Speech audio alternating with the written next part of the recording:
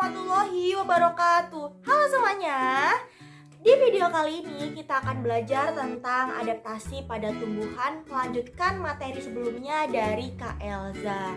Nah, sekarang kita akan belajar mengenai bagaimana sih cara tumbuhan dalam beradaptasi. Namun sebelum kita mulai ke pembelajarannya, alangkah baiknya kita perkenalan dulu ya, karena tak kenal maka tak sayang. Maka izinkan kakak memperkenalkan diri. Nama kakak Yesa Roselia Listiana. Kalian semua bisa memanggil kakak dengan nama Kak Yesa. Nah, dalam video kali ini kita akan belajar mengenai bagaimana cara tumbuhan dalam beradaptasi. Namun sebelum itu kita perlu mengetahui dulu tempat tinggal dari berbagai tumbuhan, karena setiap tumbuhan tentunya tinggal di tempat yang berbeda-beda. Ada 5 jenis habitat tumbuhan yang nantinya akan dijelaskan secara lebih jelas oleh Kak Sherlina. Namun di sini kakak akan menjelaskan sedikit tentang habitat tumbuhan, karena ini nyambung dengan materi dari bagaimana cara tumbuhan beradaptasi. Karena tentunya setiap tumbuhan dan tinggal di habitat berbeda itu memiliki cara adaptasi yang berbeda pula. Nah, yang pertama ada tumbuhan yang hidup di daerah kering atau biasa disebut dengan tumbuhan xerofit. Lalu yang kedua ada tumbuhan yang hidup di perairan atau hidrofit. Lalu kemudian ada tumbuhan yang hidup di daerah lembab atau biasa disebut dengan hygrofit.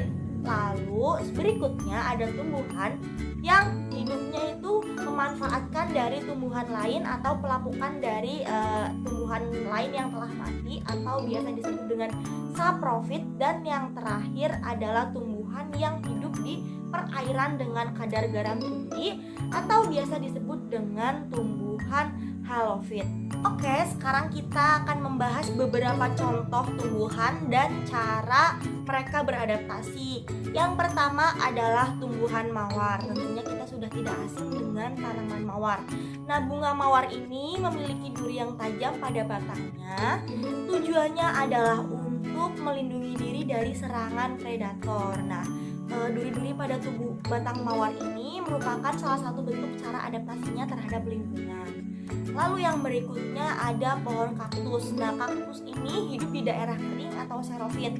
Nah, pada batang kaktus itu terdapat duri-duri kecil dan kaktus ini memiliki daun-daun yang kecil. Tujuannya apa? Tujuannya adalah untuk mengurangi penguapan air, karena kaktus ini kan tinggal di daerah yang kering, maka sebisa mungkin dia harus menghemat air. Jadi daun pada tumbuhan kaktus itu kecil-kecil. Lalu yang berikutnya ada tumbuhan teratai. Berbeda dengan kaktus, ketika kaktus ini memiliki daun yang kecil, teratai tentu karena hidup di daerah perairan, maka ia memiliki daun yang lebar. Nah, tujuannya adalah untuk mempercepat penguapan air. Yang berikutnya ada pohon jati. Tentunya teman-teman semua tidak asing lagi dengan pohon jati. Nah, pohon jati ini ia akan menggugurkan daunnya ketika musim panas tiba. Tujuannya adalah untuk mengurangi penguapan.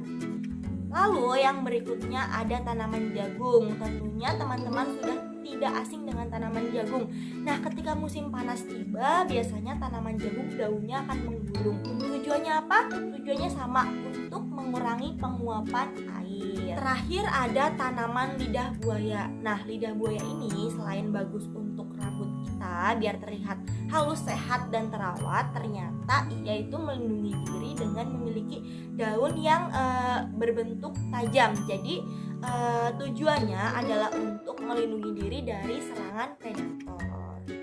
Oke, mungkin cukup sekian yang dapat Kak Yesa sampaikan. Untuk yang berikutnya terkait habitat tumbuhan secara lebih jelas akan dijelaskan oleh Kak Sherlina pada part ketiga. Terima kasih. Wassalamualaikum warahmatullahi wabarakatuh. See you.